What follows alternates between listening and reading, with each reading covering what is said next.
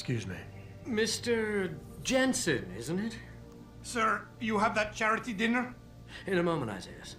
I was hoping I might run into you, Mr. Jensen. Bill Taggart. The founder of the Humanity Front. I know who you are. Yes, I imagine you do. As David Saris' top security man, I imagine you have quite the file on me. But I assure you, Mr. Jensen, I am devastated by recent events. Really? I do not support what you and your company are doing to mankind. I believe it's extremely dangerous. But abolishing human enhancement technologies will only be achieved through legal means. I'll keep that in mind. This is your first day back since the accident 6 months ago, isn't it? Sir, we have to go. What happened to me was no accident. Ah, my mistake. But it must have been stressful facing down a second incident so soon. I imagine it brought back all kinds of unpleasant memories.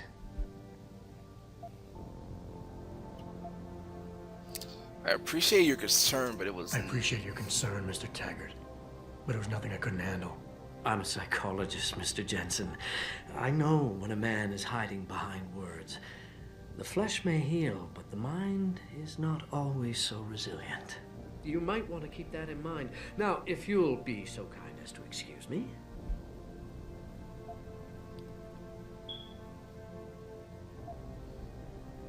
Not just yet.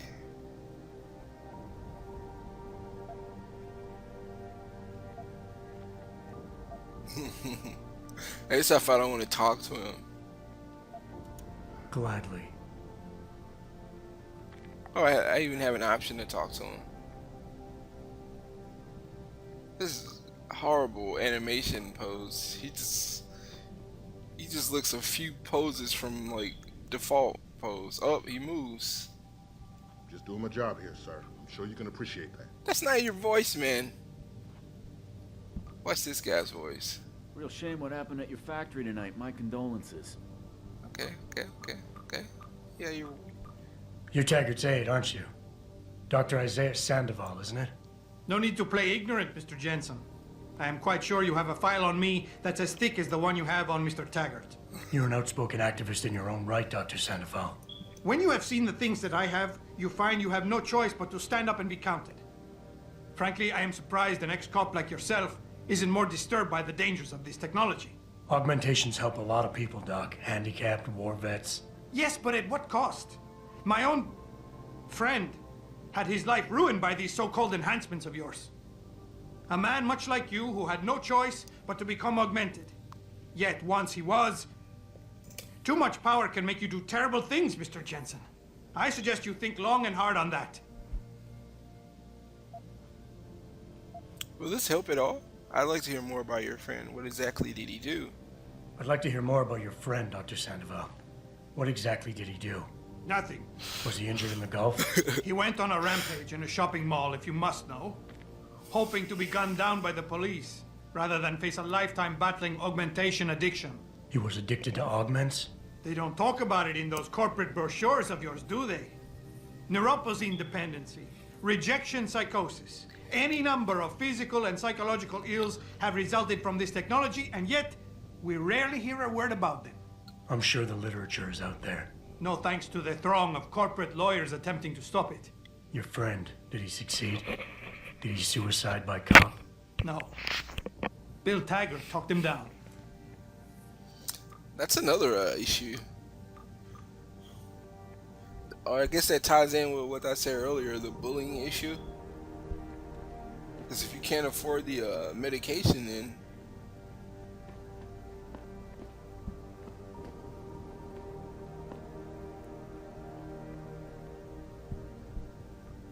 I think 9 times out of 10, though, if you can't afford the medication, you probably can't afford the surgery or the augment, which still means that it would be used in the hands of those bully others. I doubt that's the reason why it's not. I wonder if there's ever anything in here.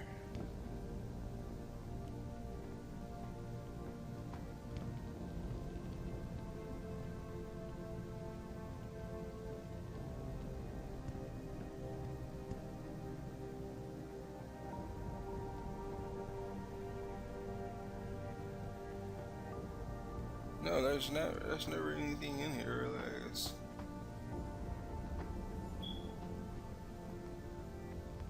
Nice office. Except for you can have a little bit more of a... Is that where he naps at or something? I wonder what his apartment looks like. Will he return for mankind? Boss, we need to talk. Is something wrong? I'm not sure. Did you set up a private access route to bypass the company firewall right before you hired me? I what? Pritchard said someone's been using it to access our system since before the first attack. The security measures he and I set in place never stopped them because we didn't even know the loophole existed. Ah, I see. Frank's fixed that, though, right? He has now, but he's wondering why you never mentioned it. Frank's paranoid, Adam. You know that. Can a busy man forget things once in a while? You streamed an awful lot of data through that portal, boss. Right before you brought me on board. Pritchard may be paranoid, but I gotta admit, I'm wondering what was in it too. Yeah, as an ex-cop, I guess you would. But the important thing is you found the hole and plugged it. We're secure now. And the information you uncovered in that FEMA facility may actually help us track these guys. So let's just stay focused on what's important.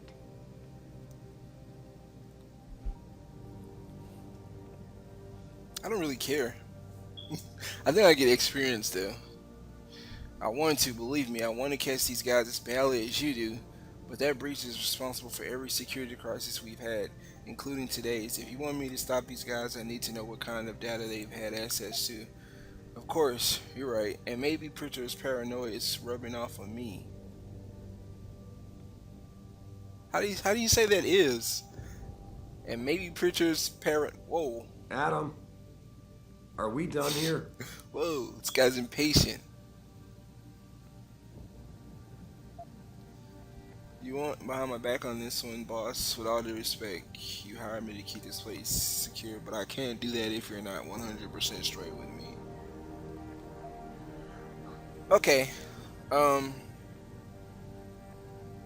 want to, believe me. I want to catch these guys as badly as you do. But that breach is responsible for every security crisis we've had, including today's.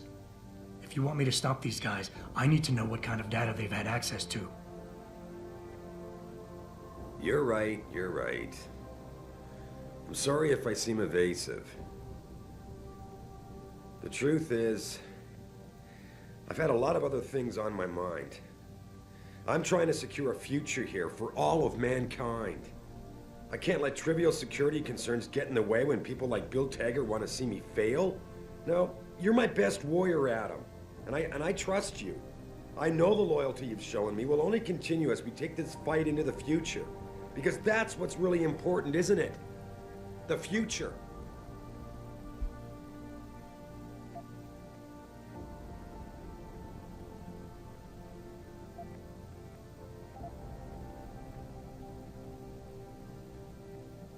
Boss, I think we're getting sidetracked here.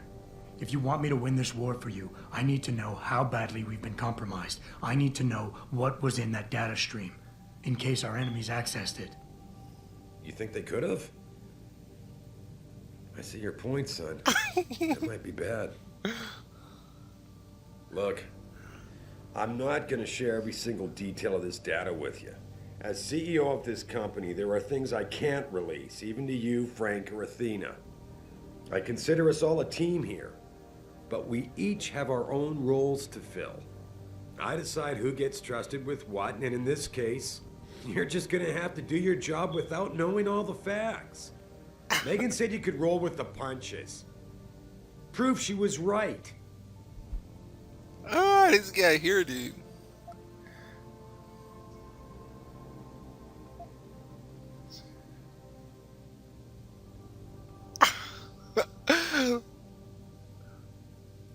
With all due respect, sir, I am trying to do my job. The job you hired me to do. The job you even brought me back in for tonight. But it feels like you're getting in the way. Especially when you start bringing Megan into this. I wasn't trying to... Look, I don't want us getting upset over this. The data you're so nervous about is little more than a bunch of routine, fact-finding reports, the kind of stuff I deal with every day. Megan pointed me in a direction and I followed up on it, that's all. And now that I've shared this much with you, I have to ask how your knowing the fine details will keep the rest of us any more secure. Can't you trust me to take care of things from here?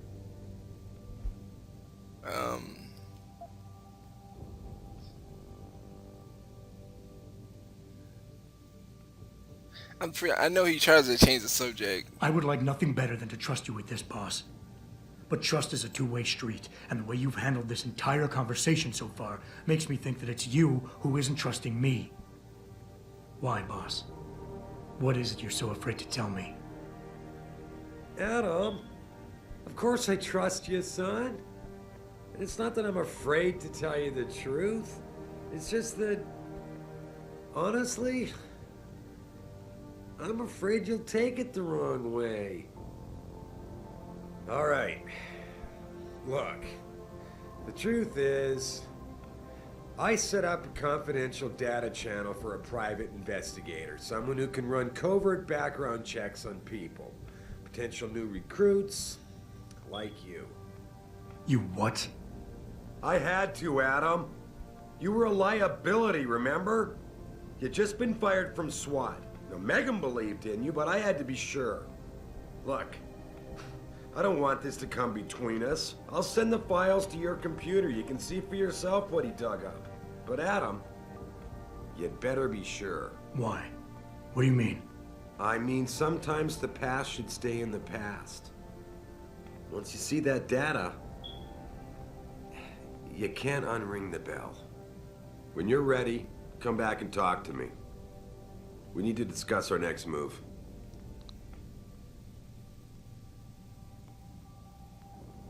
Okay. I can't believe I wonder if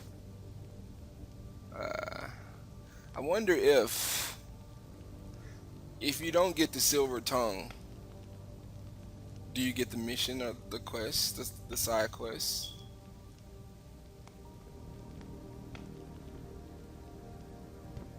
Huh. So also, are we supposed to go do this now, or do we meet with Pritchard in my office, meet Sarah in the penthouse? Sarah needs to hear about my encounter with the Black Ops mercenary. He's waiting in the penthouse for me. Where's the penthouse? Is this the penthouse? Confront Sarah about the security leak. Done that. Let's go. I don't know if we're supposed to go.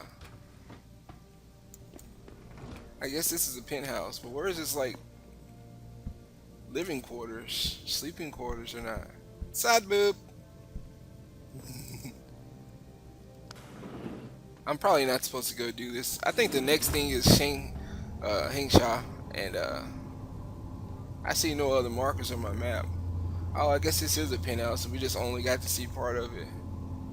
Entertaining Detroit. Oh, I love that shot, that view.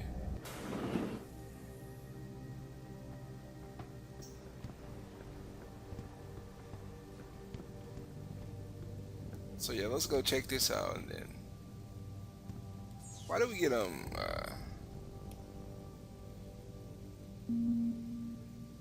why is this here? Is there gonna be I don't see any robots. I guess they just put that there for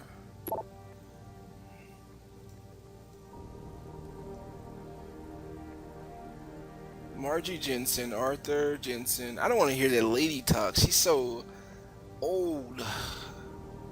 She's so fucking old. She's just so slow, and she talks so slow. It's like 20 minutes to hear her fucking... I had a friend at the Geneview Labs run the test off the records, just like you asked. Does your subject know that neither of your parents are his birth parents? That surprised me. The mother was sterile according to those old medical records I dug up. But his dad carries no common phenotypes either.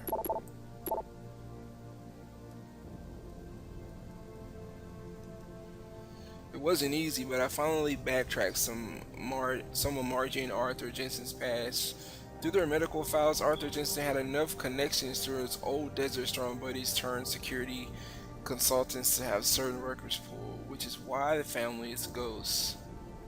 But he couldn't hide Margie's records. For a period of 8 years, Arthur relied on the insurance policy of his then employer, White Helix Labs, to pay for his wife's medication. She was on antidepressants since 14 and needed regular prescriptions. When White Helix Labs burned down, all his files and employment records were lost, and the Jensen stayed invisible mostly. Here's the thing. One minute Adam doesn't exist, and the next the Jensens have themselves a bouncing and healthy 5-year-old. That's when they pull their vanishing art. So on a hunch, I sniffed around some more, and sure enough, the Jensens had tried adopting kids from several Michigan agencies, but Margie was deemed unfit as a parent. Next thing you know, they have Adam. There's no real trail saying how he was placed in their hands. Hope that helps. I found Adam Jensen's psych evaluation following that SWAT incident with the augmented team. I managed to sneak a look at the folder, but I couldn't copy it, at least not yet. I'll be honest with you, the psych eval doesn't paint a pretty picture. It mentions the problems with authority figures, a disregard for the chain of command, anger management issues, and potential PTSD. Here's the thing, when you hired me, you said you wanted me to read between the lines, so here it is. The evaluation reads like fiction. I'm thinking a pissed off superior wanted Jensen off the force and had the evaluation worded to read like just cause. But most of the rank and file I spoke to respected and liked Jensen. They thought he was a real straight shooter, even though SWAT incidents soured his reputation a little. Still, even my source liked him enough to want to keep his psych eval buried.